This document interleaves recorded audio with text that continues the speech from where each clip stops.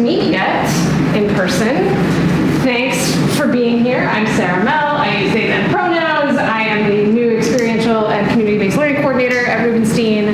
Most of you set up your summer internships with my predecessor, Megan Young. And I am grateful to Megan for all of the ways she taught me how to prep for this amazing event tonight. And we have 3 nights of internship and research slams happening because there were so many people who did awesome, cool summer work. And we're really excited to learn all about what you did this summer, the takeaways, the tips, the tricks, the things that went great, maybe the things that didn't go great, because those are also learning moments, of course. We have about 17 people total, 16 presentations tonight.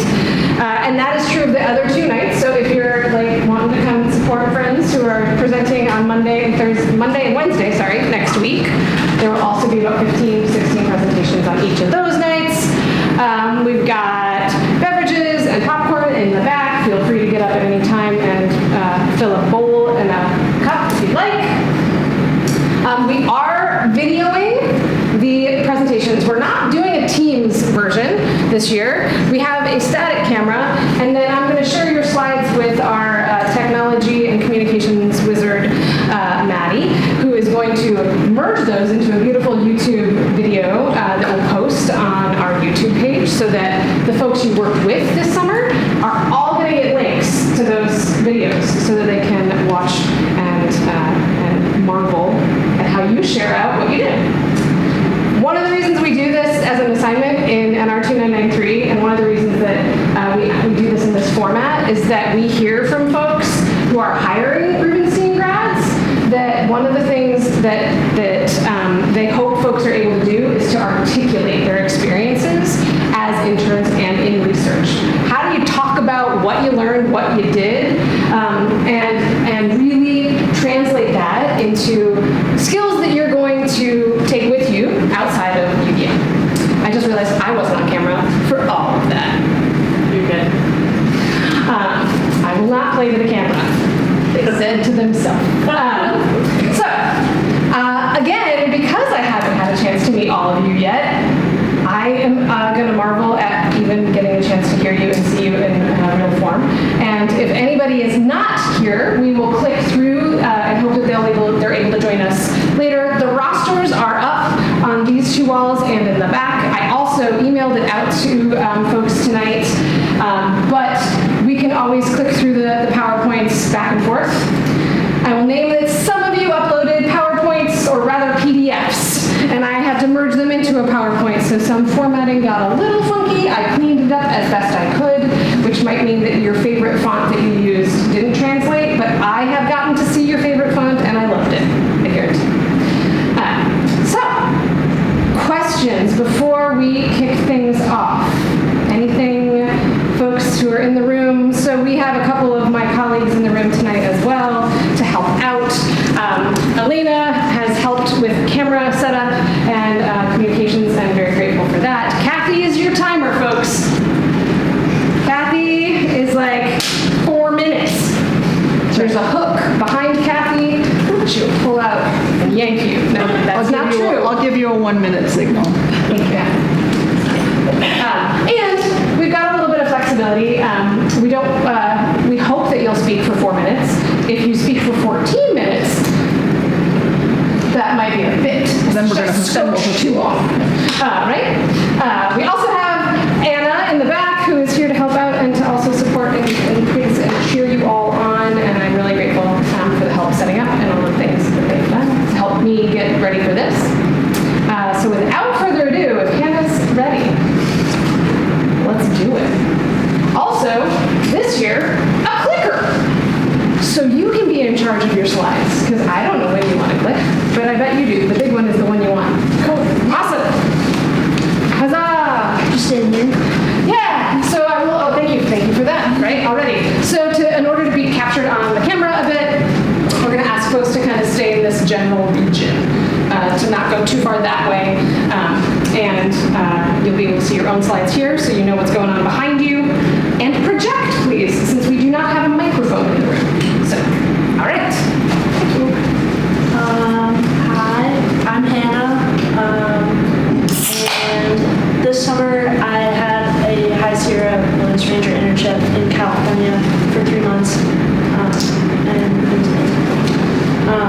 Yeah, so I was working, I didn't know where any of this was prior to the internship, so, because I don't know California that well. But I was in the Sierra National Forest just outside of Yosemite National Park. But I was with the Forest Service, not the Park Service. And the Sierra National Forest is divided into 5 different wildernesses: Sierra National Forest, John Muir, Kaiser Wilderness, Monarch, and Ansel Adams, and then Dinky Lakes. And they're all really unique and cool. And I was with a group in the Ansel Adams Wilderness. So what I did, it was basically trail crew. We were clearing trails with crosscut saws and axes. And we took courses at the beginning of the summer to learn about the importance of protecting the wilderness and how to communicate that effectively to the public. And wilderness rangers have the double authority of clearing trails and then also issuing citations when people, like also warnings and stuff, when people aren't following the rules set by the Forest Service. And yeah, so we were backpacking 8 days on, and then we had a day to submit trail reports after that, about like trail conditions, things we saw, numbers of trees removed and stuff. And then 5 days off. We got to learn from a wildlife expert about several endangered animals in the area, including the Yosemite toad, which we were told to keep an eye out for. We found several of those, which was really neat. They live in really dry areas, and they are extremely tough and cool creatures that are slowly disappearing, which is sad. And then we learned how to use radios to communicate with dispatch because there was no service the time we were out. Then that's what crosscut saw, because I didn't know what it was before I did this internship. They're pretty long and they were really fun to use. It was cool. Yeah, so basically overall, we cleared, my group of interns and a leader cleared about 200 miles of trails and cut many trees, repaired water bars. It was pretty remote area, so we didn't see that many people most of the time we were out, but we made some visitor contacts. We saw many random animals, and then back at the ranger station, I got to interact with a lot of different people in the Forest Service, and then they also partner with wildlife and archaeology sectors that all go out into these different areas. Yeah. So my key takeaways were how to safely use saws and other tools. I learned to work effectively in crew. I had never backpacked for that long before, so 1 minute. Packing 8 days worth of food in a tiny bear can was a challenge to learn. And then how to talk to people, talk to random strangers, and come across as like not more knowledgeable than them or an expert, but like integrate my knowledge with theirs in order to help them kind of see the importance of the wilderness they're in and how to preserve it for other people. Equity and diversity, it's kind of what I basically just said. This isn't me and the other interns. And then, the value of the wilderness, and then I also got to work with a lot of women and people of color and queer people who are entering the Forest Service. So that was pretty cool. It was a diverse group of people, which was awesome. And then my tips for future interns are not to give up. This was kind of tough this summer. This was like a difficult job for me. There were times when I was like very tired and hungry and wanting to go back to a warm bed, but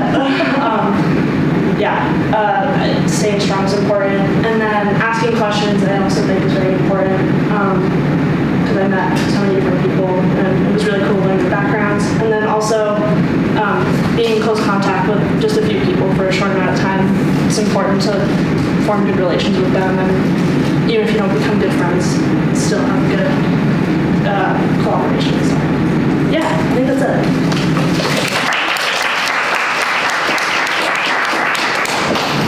Thank you, Hannah, for kicking us off. Next up, we have Ray. Hi everybody, my name is Ray, and my presentation about my summer 2024 internship. This summer summer I worked at the Lawrence Berkeley National Laboratory in the Earth and Environmental Sciences area, and I worked in Dr. Margaret Torn's research group studying large-scale atmospheric and terrestrial biogeochemical interactions, mouthful, through 2 whole soil warming projects. This is actually in the area that Hannah was just talking about. One is at Blodgett's Forest Research Station, which is in the Sierra Nevada foothills in Georgetown, and the other one is at the Point Reyes National Seashore, so a little bit different, both in California. And this relates a lot to carbon sequestration, specifically with microorganism activity and how that's being impacted by increasing temperatures due to climate change. I spent time both in the field and in lab. In the lab, I was doing rock volume analysis. That was the previous picture. Yeah, right here, doing some rock volume analysis to characterize the soil at the sites and calculate the bulk density of the soil. And in the field, I worked with Dr. Kelsey Crutchfield, assisting her. She's a postdoc researcher in her research. Specifically, we were installing and upkeeping her redox electrodes, which quantifies the redox potential surrounding warming sites, and if that's even impacted by soil warming at all. And then we can use this to kind of look at oxygen availability and specific usage by plants and microorganisms. I also got some really cool trainings like cryogen safety, compressed gas handling, chemical hygiene and safety type stuff.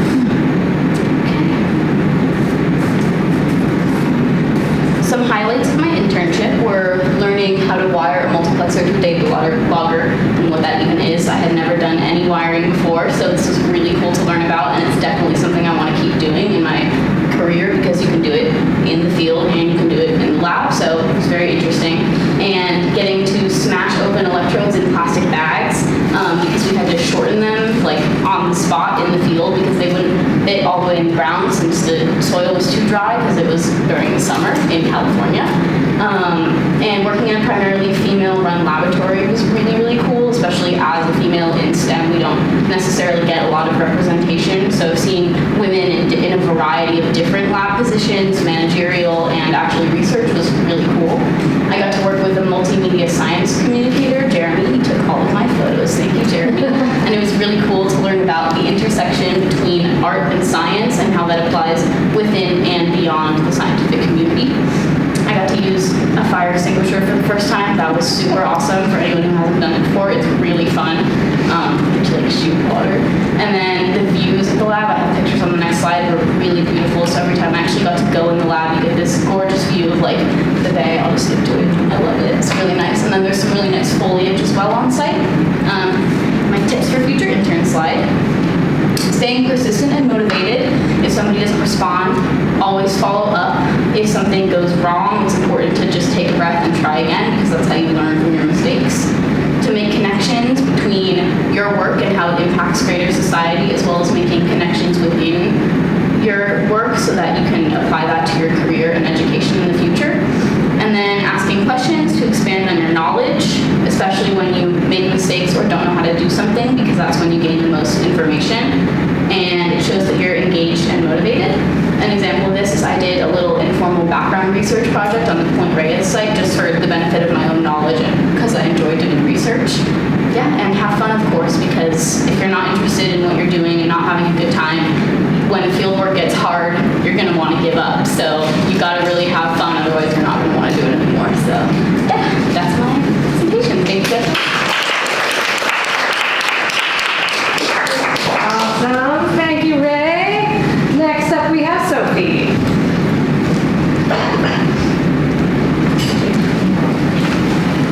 Hey everyone, I'm Sophie, and this summer I did an internship at the Rubenstein Ecosystem Sciences Lab as a lab research assistant. I mainly worked on a project called the Cryptobenthic Fish Project. So cryptobenthic fish are small secretive fish that live on the bottom of the lake. They can use rocks and other substrates to hide. And brown goby, which is the left photo at the top, are a pretty well-known cryptobenthic fish. They're known for being particularly aggressive and invasive. They're in all the Great Lakes right now, and they're known to be making their way to Lake Champlain. And you can see slimy sculpin are a native fish to Lake Champlain, and they have pretty similar size and like fin structure, so it's easy to see how they could both use the same habitat. And the middle photo on the bottom is sculpin cottony farms, which I made. So farms is fully autonomous reef monitoring structures, which you can see in this photo here. They're kind of a collection of PVC pipes which we placed on the bottom of the lake, and they mimic a fish's natural habitat. So the fish go in, we pull them up, and I've been dissecting the fish that we catch to see what their stomach contents are and see if there's a trophic niche overlap between our native fish and what ramgobi have been observed eating in other locations. And I just included a photo of the boat below there that I worked on. It's a big part of the lab. And I think this internship had both far and close-ranging impacts. Really far-ranging is invasive species monitoring. It's important to know where in the country the species are and where they might pose a danger to next. And also local impacts, such as Lake Champlain. It's our waterway, and I think it's really important to know the dangers to it and the health of our ecosystem. And some outcomes and things that I learned, I got to put into practice a lot of lab and fieldwork skills, which I previously only learned about in class. I also learned a lot about the collaboration that goes on in the lab. There was a lot of people in the lab working on different projects, and it was really cool to be able to not only see how everyone interacted, but also get to help out with those. So in the right two photos, I got to help out with someone's project doing night work on the boat, and also someone on the bottom right, you can see American eels, which was someone else's project that I got to help out with, which was really cool. And kind of going off of that, the highlights of the internship were I really enjoyed doing the field work and getting to go to beautiful places like New York and all around Vermont. And so another highlight I would say was working with a diverse array of people. Everyone in the lab sort of has a different knowledge base and background and was able to contribute a different aspect of the job. And I would say some tips for future interns: don't be afraid to ask. I wouldn't have gotten this opportunity if I hadn't been able to ask, and also just ask questions while on the job. You'll never know what you'll learn. And be persistent with lab and field work. Our farms went through a lot of different designs before our final version, and we ended up pretty happy with it, but it did take a lot of work.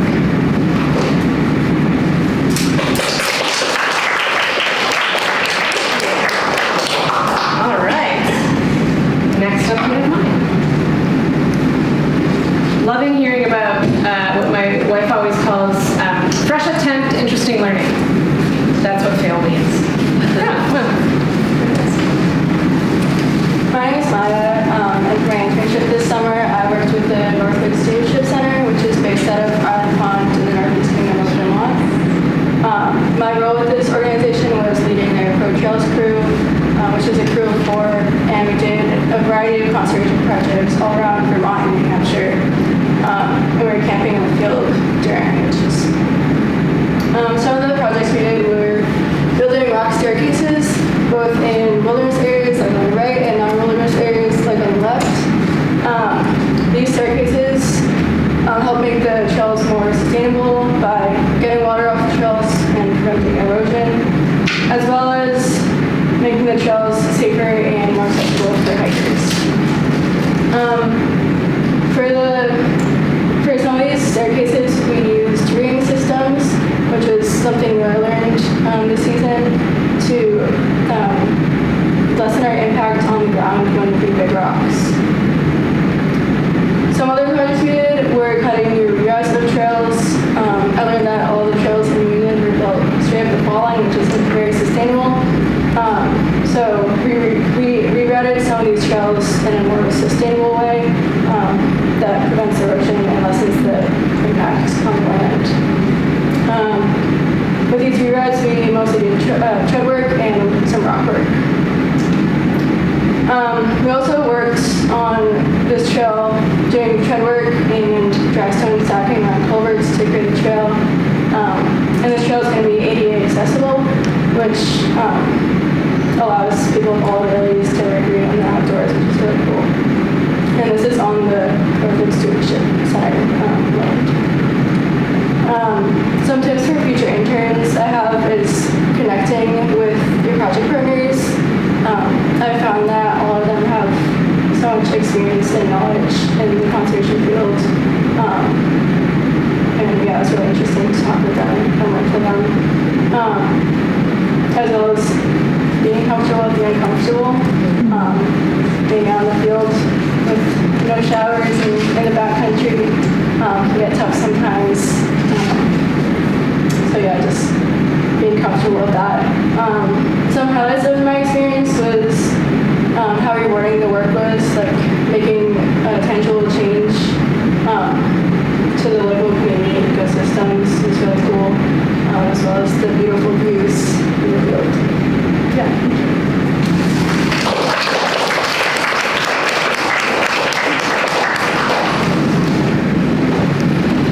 Parker.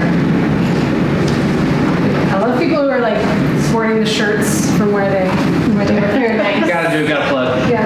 Merch. So I'm Parker Rouse, and this is my presentation about my summer on the islands. When I'm talking about the islands, I'm talking about the Lake Champlain Islands, if you don't know. This is South Hero. It's about 25 minutes north of here. So I worked as the Environmental Education and Stewardship Intern for the South Hero Land Trust. Big mouthful. But the South Hero Land Trust is just a tiny, small, like South Hero in itself, small community. The land trust even smaller. There's like 3 permanent staff. Their main goal is to keep farmers farming, and they do this a lot by putting farms in conservation easements, and also they do a lot of educational events, as you see me doing here. They also do a little bit of gardening that I'll get into. Right before I jump into it, this is the team, the field team. This is the other intern, Naomi, you might know her.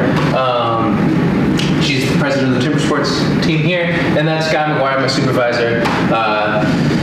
None of this would have been possible without them. They helped me a lot, and yeah, I just want to say that. Okay, so here are the main things I did on the education. I did 3 main things, but here's what I did on the education side. I did school year programming, which is for our summer, the elementary kids are still in school, so a lot of it was existing programs that we did on Fridays and stuff like that. Summer camps and adult education events, and I'm going to jump more into the summer camps and the adult education events. So summer camps was a lot of different things that I had to do. This is me and Naomi planning the camps. There's a lot of planning, calling different community partners. For example, we did a camp that you can see here that was all about biking around the islands, and we biked all the way down to Lake Echo, all the way from South Hero. It was about a 26-mile round trip with a bunch of 8th graders. It was a great time, but a lot of consideration to that. We worked, this is with LCPP, with a watershed camp, and then also we worked with local farmers. And I also had to develop my own activities that was teaching kids how to make their own clay, as you can see in that pillowcase there. And then we were shaping with it during a downtime. Adult education events, a really cool part that I enjoyed was that I got to plan my own event. So South Hero Land Trust does a lot to engage with different ages of folks, and this is more gauged towards elderly and adult. But this was going around a local grassland and teaching people about grass anatomy and everything like that. And then this was working with Vermont Adaptive Ski and Sport, where we got people of mixed abilities out on the water, which was really fun. I got to be a little naturalist and be oh wow, that's a bird. Yeah. The gardening side, I worked on 2 main gardening sites, the Folsom Garden and the Gleaning Garden. The Folsom Garden is out of the school, did a lot of, had to trap a little marmot, he was eating all of our beans, doing some events, and then also a bunch of weeding. The Gleaning Garden was the really cool part. I had to coordinate with a bunch of community members. This is Ashley, she's great. She was a steward, so we worked directly with her on planting. The other cool thing about the Gleaning Garden is that the whole point of the garden is everything that grows there goes to the local food shelves. So this is a really cool part of my job where I just got to focus on giving it to people who are less fortunate or needed supplemental food. The other part was trail work. I didn't do a lot of this.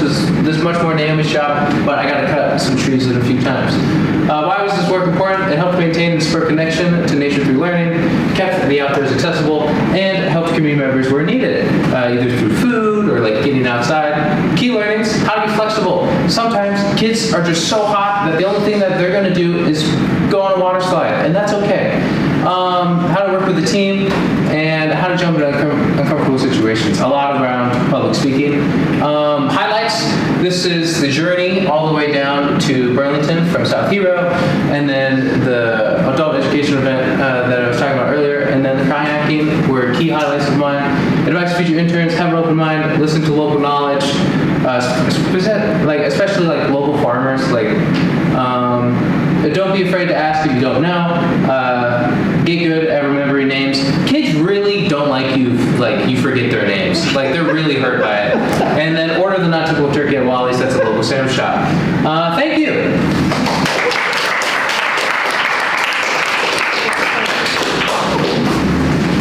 Why is the non-typical turkey so good? It has like a cranberry sauce in it. I'm a big cranberry fan. All right. Good to know. Good to know. Emily, you are up. Hi, my name's Emily. I was an ecological monitoring intern this summer. That was a really cute little moving picture of a plant growing. Yeah. I should have sent it as a PDF. I was thinking about it. I tried to make it. So I was working at Mackay Botanical Gardens and Nichols Arboretum this summer, and it is at the University of Michigan. So the garden is mainly focused on sorting native plants and ecosystems, and with this comes incorporating indigenous people.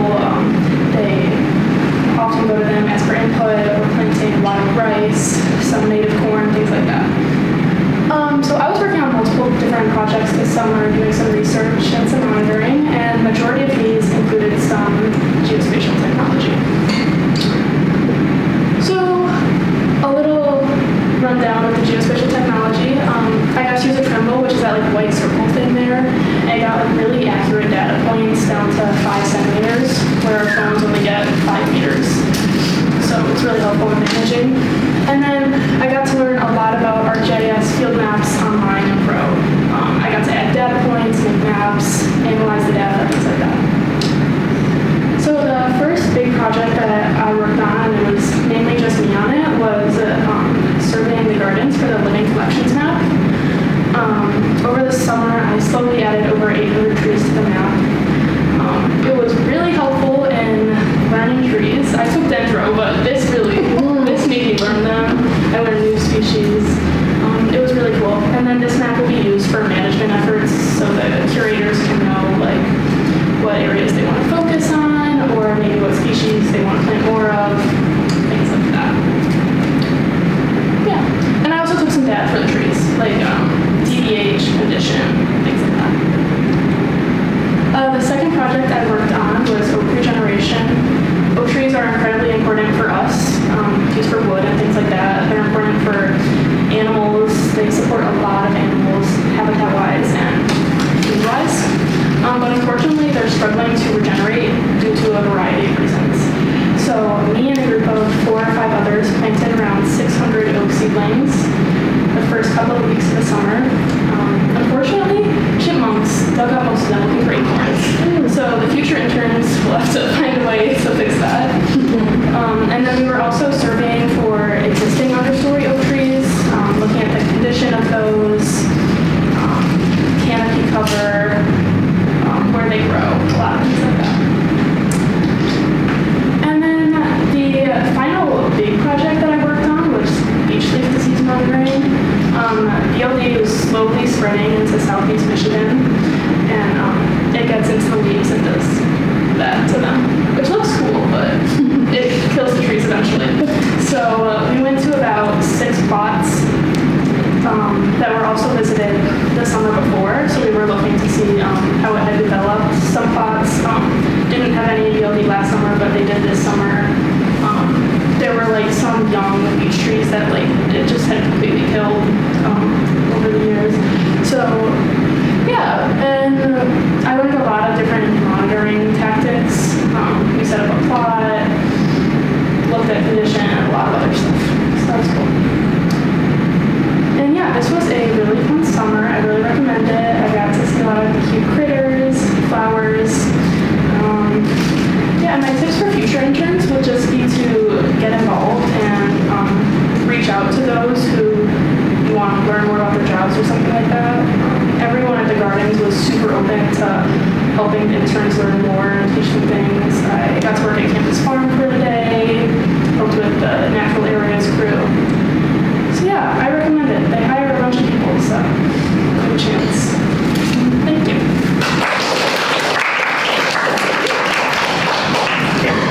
All right, Sophie.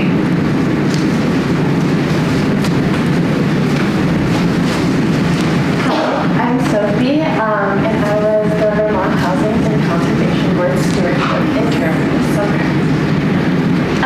So just a rundown of Vermont Housing and Conservation Board. They were created by the Vermont state government to partner two supposed opposing sectors, housing and conservation, and to kind of mingle those two so they weren't competing as much. So my role this summer was to monitor all 167 sole-held parcels that were conserved by VHCD.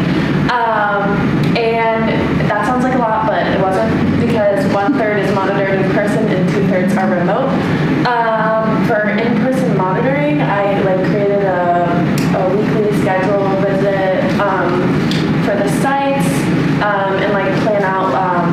They were all over the state, mostly in southern Vermont, so it was a lot of driving. And then before the site visits, I would read over all the documents for the sites, read over the conservation easements, look at previous monitoring reports, see what violations happened, and kind of take notes on all of that. And then I would go out there and visit it and monitor them, and then write up a monitoring report afterwards. This work was really, really fun and exciting because I got to travel all over Vermont and see conserved lands. And it was impactful to the organization specifically because it takes a lot off of their plates, because there's two other people in the stewardship committee, basically. And so driving to southern Vermont, 2 hours there, 2 hours back, it's a lot. There's a lot of sites, and they have other projects to work on. So this was kind of taking stuff off of their hands. And yeah, just the general, I really appreciate learning more about the general importance of conserved land in Vermont and the way it makes the state look the way it looks. So I learned a lot about the process of conservation, how conservation easements come to be, and different upkeep people have to do with the sites, how they acquire new sites, and what goes on when there is an easement violation, which is a crazy process and seems very intense and stressful. I also looked, at how the conserved lands allow for the state to look the way it does, and specifically there are a lot of sites I went to in Burlington that I had no idea were conserved by the HCB, and it showed me kind of how the urbanized landscape only looks the way it looks here because a lot of this land is conserved, and it allows people to access green spaces. There's super tiny triangle parcels of green space that are conserved by the HCD and wouldn't be there without them. So these were some of my highlights, just different pictures. I met a little dog friend that came along with me on one of mine. Got to boat out in Lake Champlain. This was after some flooding, and saw lots of critters as well. And for future interns, we prepared for a lot of driving. It was a lot of driving, a lot of driving. I've never driven that much in my life. Download Vermont on Google Maps. There's not service across the state. And try out new places, explore. You're going to different places in Vermont, so just be open. Yeah.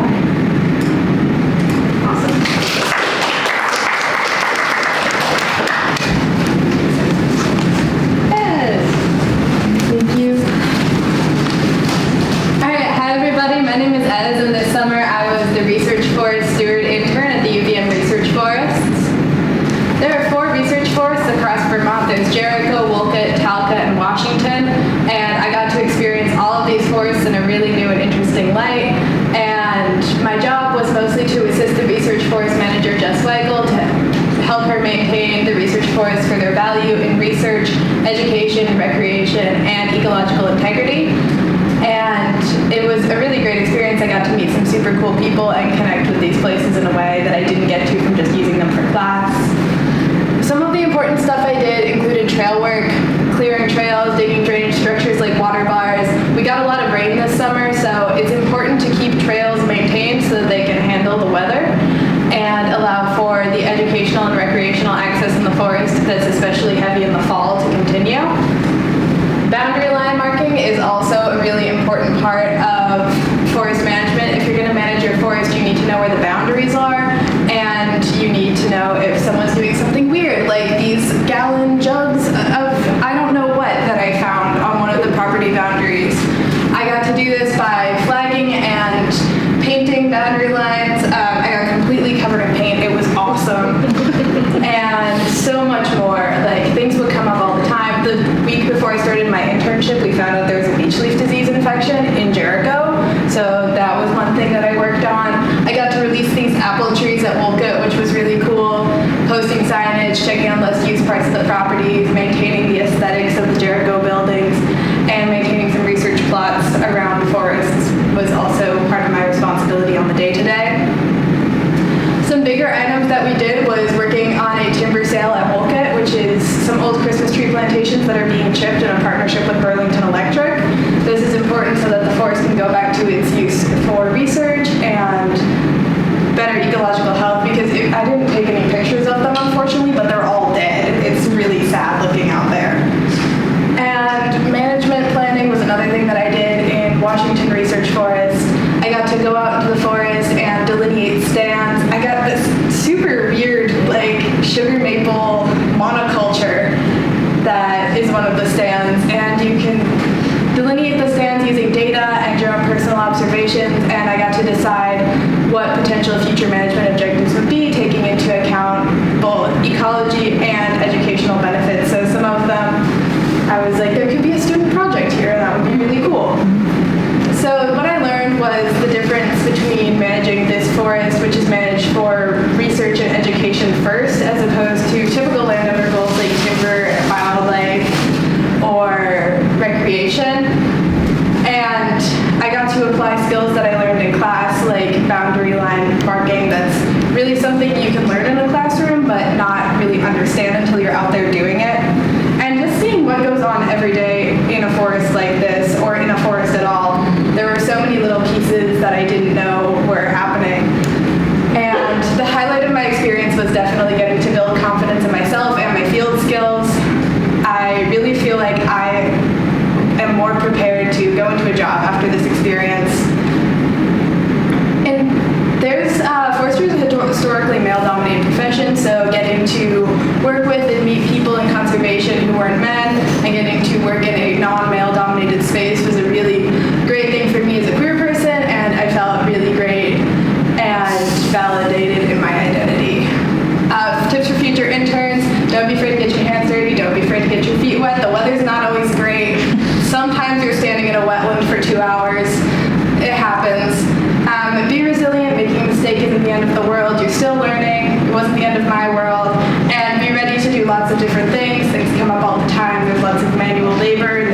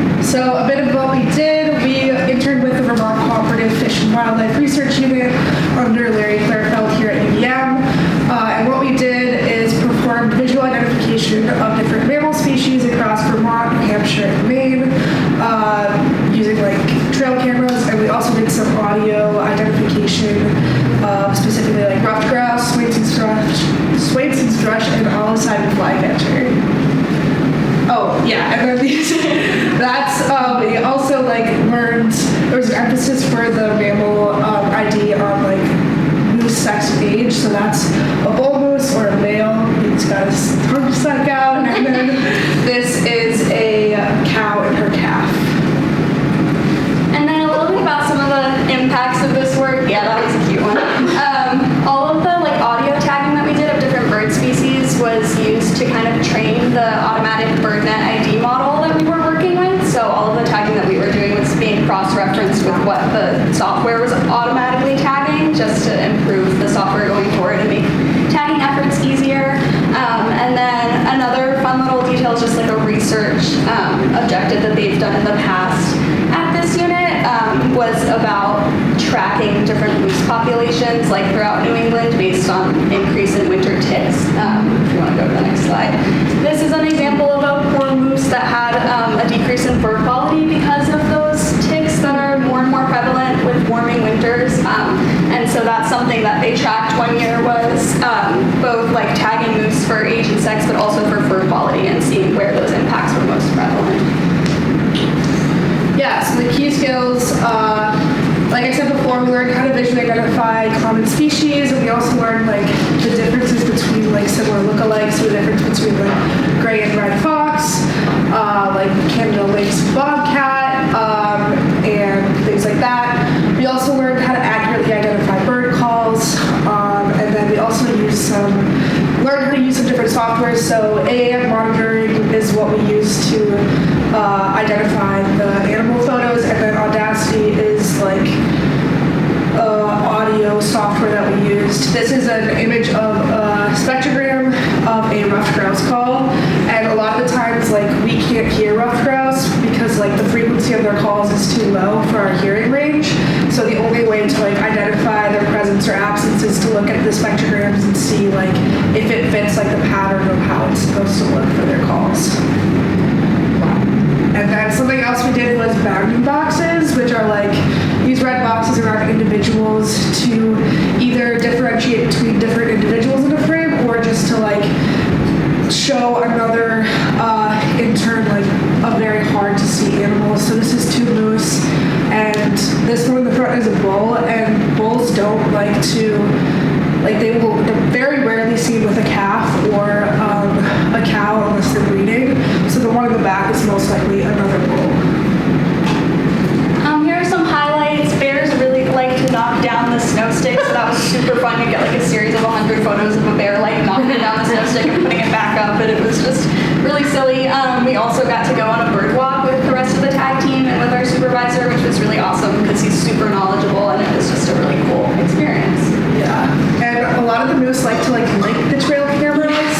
So we would have like a series of like 300 photos of just like a moose like right up into the camera, which was funny. And then just equity in this work, like Will mentioned, like a big objective of this work was to be able to like train these systems so that they're more accessible to the public and more accessible to future interns so that they can use them with more ease. And then some quick tips. It is all remote work, so it's really important to be able to pace yourself, especially if you, those weren't words, especially if you have other commitments. It's important to set a goal for yourself of how much tagging you want to do and be able to hold yourself accountable to that. But overall, it's super rewarding if you make the time for it. Thank you. I was going to try and get you guys to make a ruffed grouse call, but now I know that's not a thing that you can do. Well, you can sometimes hear them, but yeah. So intrigued. Ask Alan. Okay, well, Alan can make any bird call, so that's, you know. All right, Sam. Thank you. Got a little messed up, I guess, but it wasn't like that originally. Anyways, hi everybody, I'm Sam, and this is my SCA Lake Park Trail Team project that I had this summer. And this is a picture I took of some of the people I met during training. I think Cash were at training. I did my internship at Lake Contrast Shibuna. I wish I could tell you what that meant. I was really excited to find out, and I could just not find out anywhere. No one seems to know. I don't know why. I even talked to like native people in the area. No one knows. Which is a little disappointing, but it is what it is. Up there, Canadian Mountain.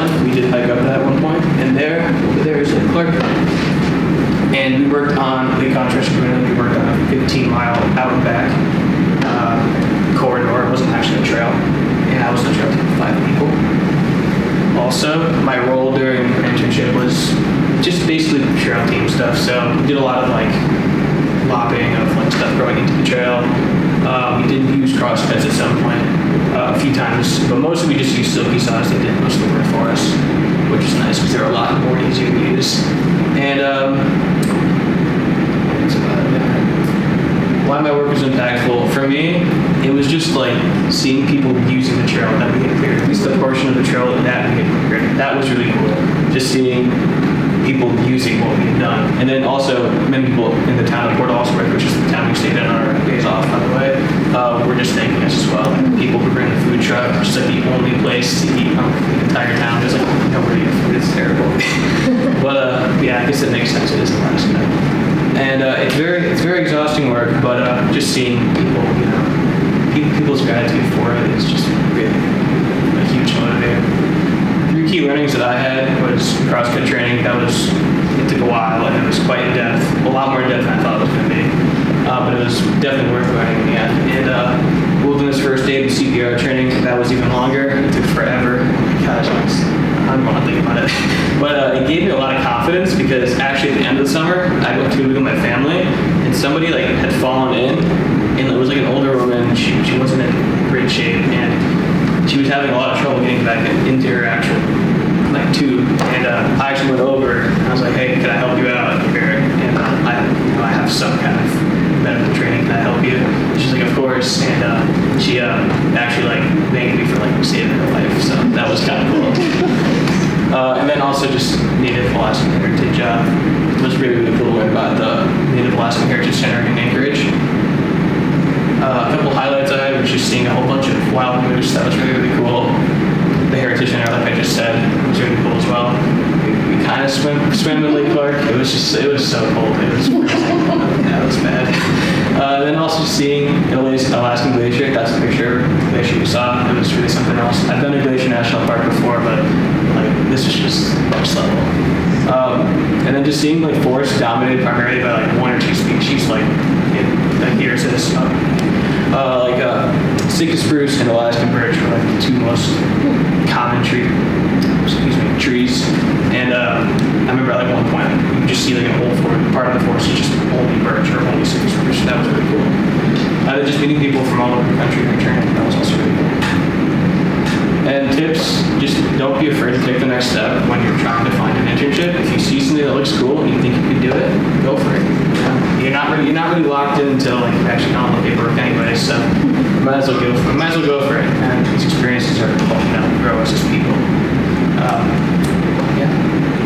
Thank you.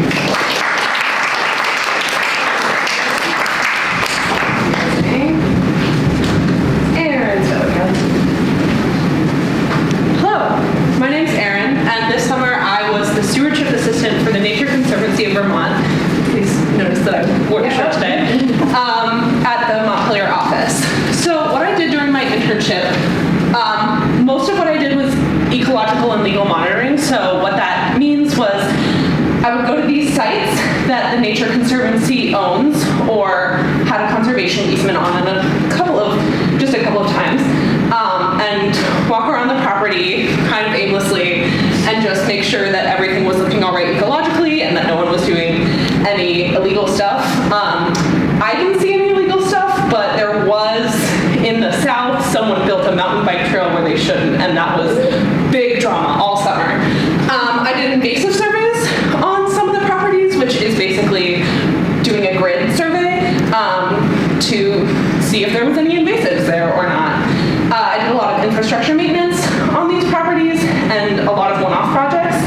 And after I did pretty much any of those things, I had to write at least a small, sometimes large reports about it, so that people in the future can access this and read it just like I did before that. And a cool thing that I did while I was there, that little thing is an antenna to a a cool GPS unit that had good things. So why is this work important? It felt really important to me because I knew that I was protecting some some of the most unique and important natural communities in Vermont. This is a really cool flower that really only grows at a few places around the state, and it was awesome to see it in bloom and know that I was helping protect it and also preserving access to it. I did trail work in a lot of different places, in some of the most beautiful places in the state, and because growing up having access to high quality nature was so important to me in my development, it really makes me happy when I can do that for other people. Some of my key learnings were that neighbor, landowner, and user relationships matter like a ton. People would bring their dogs when they weren't supposed to, but people would also have a lot of feedback on what we could do better. Neighbors had strong opinions, and of course, people whose land it was also had very strong opinions. Sort of thinking about DEI, the Nature Conservancy is really awesome and does think a lot about DEI, but one of the things that it does is that it is a conservation easement holding thing or organization, and conservation easements often give tax breaks to people.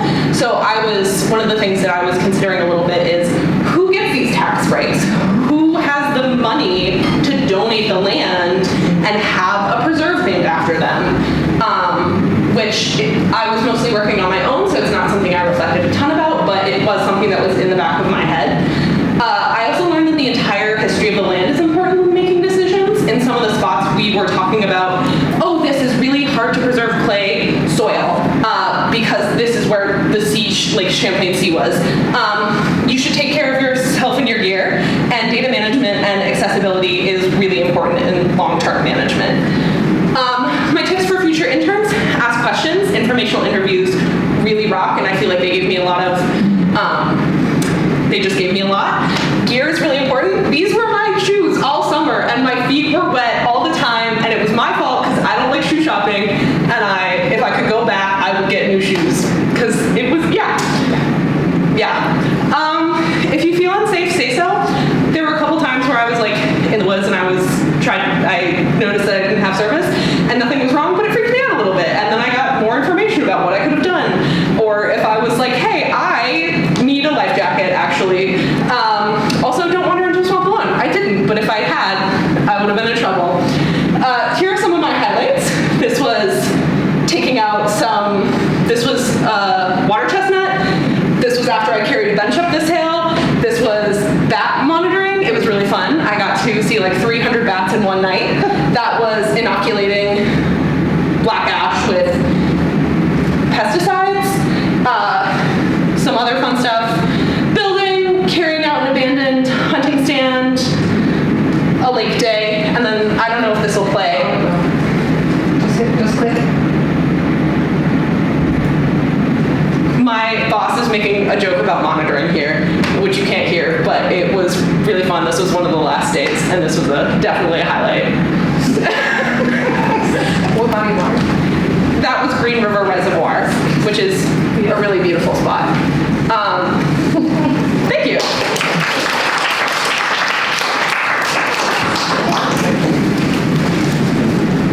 All right, Molly. Thank you. All right, my name is Molly. I'm a senior forestry major. This was my second summer with the FEMC, which is just right down on Spear Street.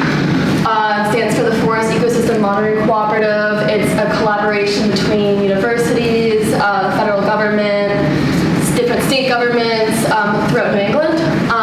And essentially what we do is collect forest ecosystem data, synthesize it, and it kind of serves as a data bank. It has a lot of other purposes too, but yeah, this is where all plots are. So I was a crew lead this year. Last year I just did regular crew person. So I had a little bit more responsibility. We did nested and clustered plots all around New England. Had to be smart about forest calibration metrics, leadership, weekly travel. This is kind of what we did every week. Monday through Wednesday we'd be out in the field, and then Thursday was kind of just in the office or going back out into the field to collect missing information and stuff. But yeah, long days, 10-hour days, and then Thursday and sometimes Friday.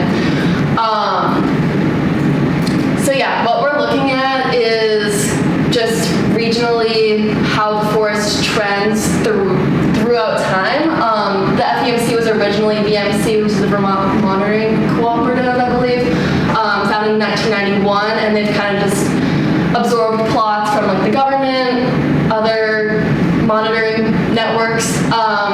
But yeah, we're just trying to promote the understanding of forest trends, etc. DEI, whose land are we on and what do they know about us? Like depending on like the legal ownership of the land, being on people's private land sometimes is a little bit awkward if they don't know you're there or they don't want you there, and also how our work relates to the indigenous communities of Vermont. And also something I thought a lot about is our carbon footprint, because we drove all the way out to, the farthest I went was Angelica, New York, which is 7 hours away. So that's a lot of driving, a lot of gas. How can we kind of like decrease our impact in the future? My key learnings, managing people is really challenging. That was my first time doing that. It's fun, but it's also, you know, it's hard work to manage interpersonal dynamics, especially in the field when weather and other conditions have an impact. Things go wrong and then they go wrong again. I stepped on a ground nest, like a wasp ground nest, and got stung 15 times, and I was in a thorn bush, so then I had to run through the thorn bush. So I was really beat up. Yeah, and along the lines of that, knowing when enough is enough, because I was like, we need to finish this plot, and my throat was swelling up, and my crew was like, no. So we hiked up. And yeah, also self-motivation in terms of like being a manager of other people, you have to kind of be like, okay, this is what needs to get done when. I found that a little bit challenging and was able to work on that this summer. Highlights, I'm working at the FEMC this academic year as helping them plan their annual conference in December, which is really awesome to have a part-time job in natural resources because that doesn't happen very much. Learning how to lead and persevere in challenging situations kind of been a 2-summer-long process, which I've been really thankful for because it gives me a lot of perspective in my day-to-day life.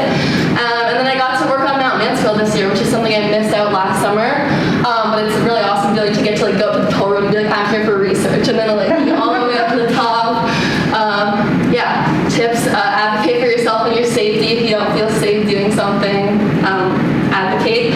A little bit of preparation goes a long way.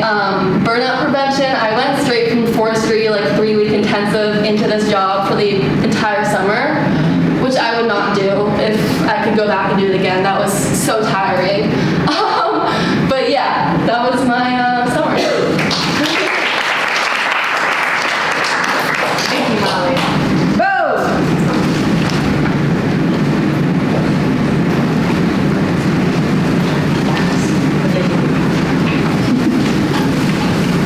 Hi everyone, I'm Bo. I worked on the Marcel Montessori this summer as the deckhand. And a little background, so I'm a non-traditional student. I graduated high school in 2009, and then I decided to go to school in 2020, and I graduated with my associate degree in 2022. So just, you know, you're never too old to do what you want to do. And so if you're not familiar with the Marcel, it's our new research vessel. It's a 65-foot catamaran. It's a hybrid diesel-electric, and it's equipped with a hydraulic deck drum, which is really exciting because traditionally you kind of have to like pull in trawl nets with like your hands, and not everyone can do that. So I think this hydraulic net drum makes it super accessible. The boat itself is wheelchair accessible, so really anybody can come on and be a part of research. So this was midwater pelagic trawling, and this was some night work that we did. Night work's really exciting, but it can also be really dangerous. So, you know, you're in the middle of the water, it's nighttime, everything's dark, you're using heavy machinery, so there was a lot of safety that I kind of got thrown into, and I like that because I want to be safe all the time, and so it was great to learn, you know, up at the beginning of summer, you know, how to sort of navigate all this, and I got to operate the 2 trawl winches that were up top on the upper part of the boat, so that was really cool. Here's just some beautiful scenery. Lake Champlain is gorgeous, and I loved every second of it. These are some cool equipment, scientific equipment that we got to use. This is an ADCP. It's a acoustic Doppler current profiler that is right now. They were on the bottom of the lake at Schuyler Reef, and they're collecting data for a slocum glider that was also being used for the same research. We rented this from Rayon, and slocum glider is really cool if you're interested in any sort of aquatic instruments. I love slocum gliders, and this was a WBAT, which also got placed on the bottom of the lake and was recording data while we did some pelagic midwater trawling. And, yeah, super cool stuff. Some more photos. So yeah, I was really stoked, obviously, to work with the slocum glider. This is a picture of the upper deck where I did the winch controls, and then I was lucky enough to be able to operate the boat a couple times, and that's really great because I really want to get into working for research vessels when I graduate and continuing aquatic science. So I was super stoked to be able to operate the vessel. This is our new rosette sampler. If you work at the Rube Lab, you may have heard of it. If you haven't, it's really cool. Feel free to ask people about it at the Rube Lab. So essentially, it's a water sampling apparatus. It's got 24 Niskin bottles, and they're each 5 liters. They can hold 5 liters, and they have a CTD attached to it, which is a conductivity, temperature, and depth reader, and it also can read like pH, chlorophyll,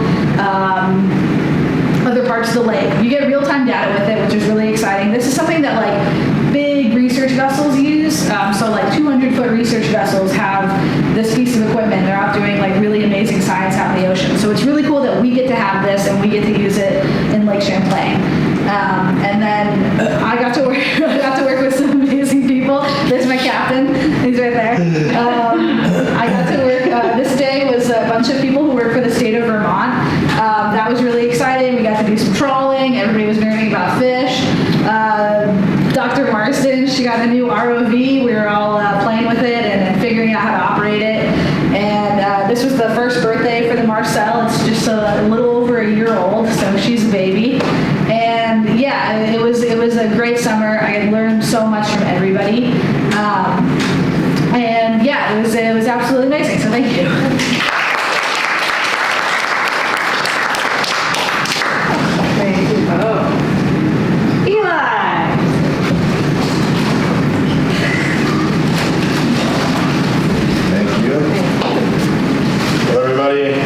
My name's Eli, and I worked at Southwick Zoo this summer in Mendon, Massachusetts as a primate care intern. So this is the whole map of the zoo. I won't bore you with all the stuff that's there. It's a very large zoo. It actually has the largest number of primates in New England. Unfortunately, a lot of them are rescues from the pet trade or like a bushmeat trade, that type of stuff. One of my favorite guys, Elmer, he was a pet, and they did take out his teeth, so he just kind of gums all of his food. It's kind of gross, but he's living his best life, so it's okay. So my role, I provided daily care for primates, including feeding, cleaning, and enrichment activities. You had to maintain and improve the exhibits, and I also got to observe veterinary procedures on a wallaby and one of our monkeys, which was very cool. Let me back up a little bit. It was the primates and also the rodents, and also the marsupials for some reason, just because they're cool. And I also got the opportunity to lead a behavioral training project as part of the zoo's Earth Awareness Day. I'll get back into that a little bit later. So daily care, a lot of cleaning, like pretty much all day. You're cleaning every exhibit, you're shifting, which, to explain shifting a little bit, it's basically every animal has its outdoor enclosure and then an indoor facility where they sleep and do all their stuff in there. So you need to be able to reason with the monkey and get it to go inside of its house so that you can go out and clean its poop up, which can be kind of difficult because they are pretty much just little people that run around. So projects also included enrichment. You can see, I think this used to be a video, but it's not anymore. That's a Schmitz monkey, or Schmitz Gwenin. They refill fire hose with straw and food, and they have to sort of, it's like a little puzzle. They have to figure out how to open it and get their food. And then importance of the work. Working as a zookeeper is vital for the conservation of species. So, for example, our rhinos at the zoo were, they're called like conservation advocates, where they were taken out of a bad situation in Africa, and they, all the revenue of people going to see them goes directly back into the wild rhino population. My role involves caring for the animals, but also understanding their behaviors and needs. I worked with a lot of large apes, chimpanzees. They require an intense amount of care and reasoning because they're very smart animals. We also did enrichment every day. This was very amazing with enrichment. I'll show that a little bit later. But also engaging with visitors during my project, I got to do a lot of that. Key lessons, just learning the importance of environmental enrichment, especially with primates. They're very, very smart. They get bored very easily, and a bored monkey is a very unhappy monkey that will throw poop at you. So also being able to effectively communicate with a team in a zoo setting. There's a lot of people running around, and also hands-on experience, obviously. So here's some highlights. These are the chimpanzees all hanging out up in the trees. They have a really cool enclosure. If you guys are in Massachusetts, you should go check it out. Here's a little overview of my project. Basically, we had a new troop of spider monkeys come in, and my goal was to teach the male spider monkey, who's like the alpha of the group, to be able to come and stay at a designated location and be calm and separated from the group, because it can be a challenge, especially with an aggressive male monkey. So I won't read all this, but this is basically the pamphlet that I got to create and hand out to the public while I did my training program. The gist was, if you see up there's these little targets, and I'd have them come up to the targets, and if you waited for a long enough period of time, you'd get a little treat. Monkeys like grapes. A little bit about equity, diversity, and social justice. The zoo promotes inclusivity and diversity through various outreach programs, especially the Earth Department. If that's what you like to do, there's a whole Earth internship, which is very cool, and I would recommend it. Tips: be proactive and willing to take on diverse tasks. Every experience is a learning opportunity, and a lot of experiences are gross. So build strong relationships with the staff. You're there for probably 8 hours a day. It's hard work, and you don't want to be having an argument while you're there. Also take the initiative. By doing that, I got to do a lot more cool things. I got to go see the giraffes inside of their indoor enclosure, which was very cool, and without asking, I probably would have never been able to do that. And I have a couple fun things. I know I'm over time, but this is like my favorite video ever, if it works. This is a baby Saime. They're Asian lesser apes. Oh, sorry. And she's like the cutest thing ever. And so this is, we give them like little baby toys just for enrichment, and they love it. And also, we don't have audio, do we?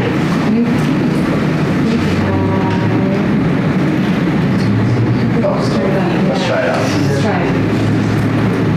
This is what they sound like. This is what the zoo sounds like all day. If you can hear it.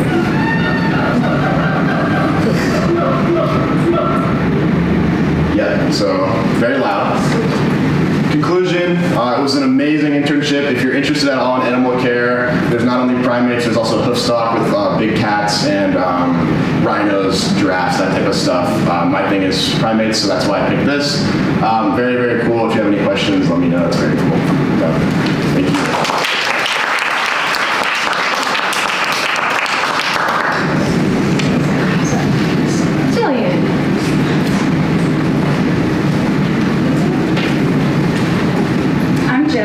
I worked with the Vermont Department of Environmental Conservation this summer as their RCP summer liaison intern.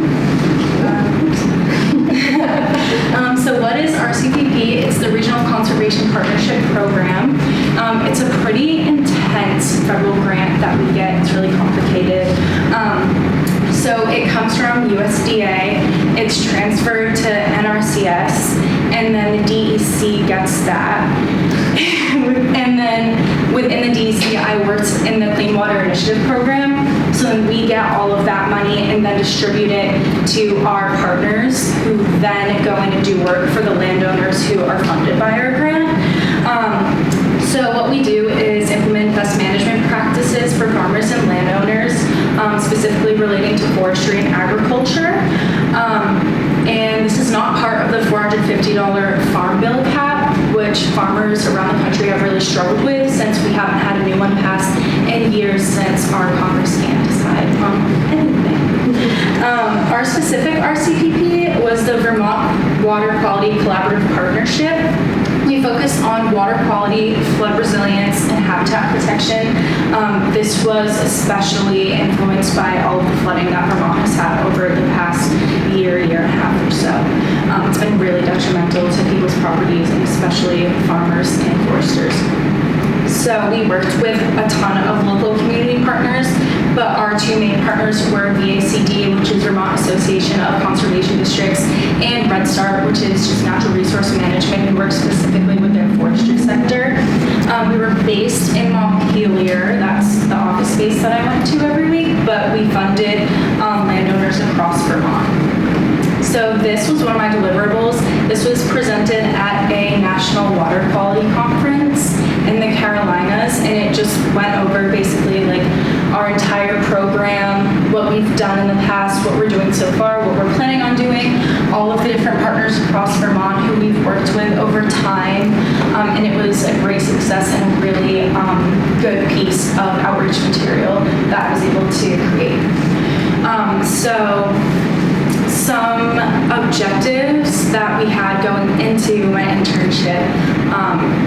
Liaison is basically a community partner, and I worked very closely with the Clean Water Initiative program, specifically with Kate Jones and Marley Group, who handle all of the RCPP stuff. I worked on communication methods, so I emailed other RCPPs related to water quality across the country and made like a mass spreadsheet of contact information, and we put together a team site so that we could all be in contact with each other and ask questions, since RCPP can be really complicated, never straightforward. There's a lot of things that can go wrong, so it was just great to be able to be in contact with a ton of different people. Also financial tracking, which was really intense because our grant was $10.7 million. So when I was asked to do that and submit funding requests, I was like, me? You want me to do this? But it was really awesome. Some key learnings were government systems, how we move throughout the federal government into state and then into real work, financial work and budgeting. It's a really big driving force in any project management, and I learned a lot of important terms like RFP, request for proposal, supplemental agreement, TAE versus TAI. Some highlights were the Props and Soils Field Day that I got to attend to. That was like an outreach event for us, so we went and handed out some brochures that I also designed to farmers learning about different land management things. The QUIP team, I just had so much support and guidance from everyone there. The NRCS conference was so cool, so any NRCS work across Vermont, we had a whole conference about it, and just hearing about other projects that they were funding was really awesome. I would definitely familiarize yourself with the structure of state government. I worked for A&R, then the DEC, then the Water Investment Division, then the QUIP team, and then RCPP, so it's a little complicated. Stay organized. RCPP is pretty crazy, so it's easy to get lost. It's complicated, so ask questions. Excel isn't as scary as it looks when you first take it over. Thank you.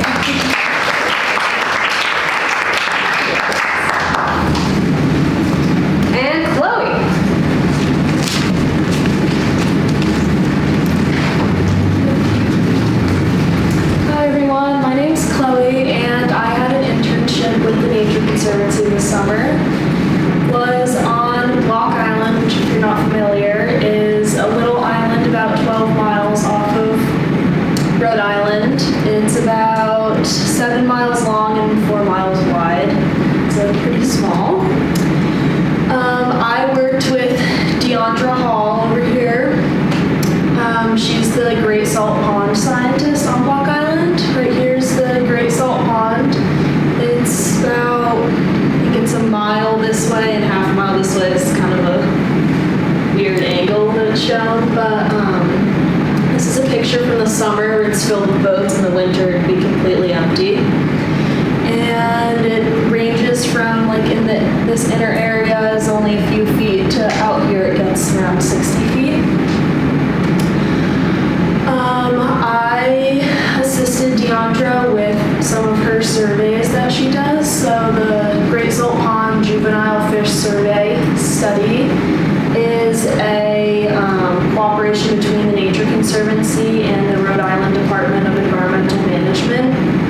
This surveys fish stocks in the Great Salt Pond and Old Harbor, which is down here where the ferry comes in from the mainland, to just see how the fish stock is going, and to then see how to change the like how many fish you can catch for fisheries and stuff like that. So here's some pictures.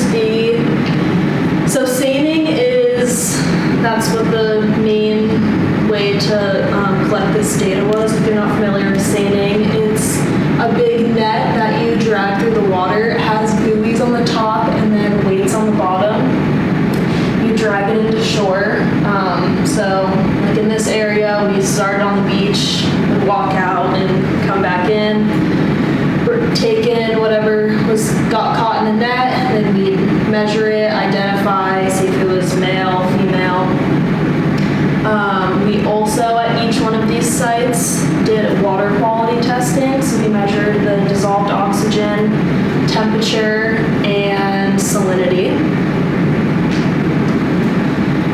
So my main project that I was working on myself was green crabs. So here's a picture of a green crab with some roe.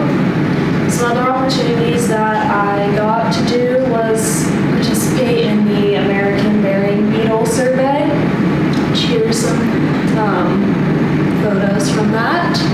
That was a really cool opportunity that they do twice a year on Block Island. American burying beetles are a threatened species in the United States, and Block Island is one of the main spots that they thrive and have the highest population. That was pretty cool. Another opportunity that I got was there's weekly events that happen through the Nature Conservancy that really try to get people outdoors, specifically the youth. So that's that picture up there. We bring out that seine net and collect stuff and show all the kids all the stuff that we catch. Yeah, thank you.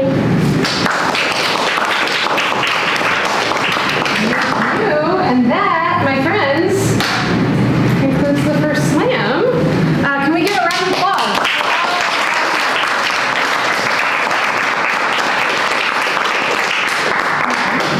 Thank you all so much for putting together such thoughtful slides, for telling us about what you learned and what future interns could benefit from your learning.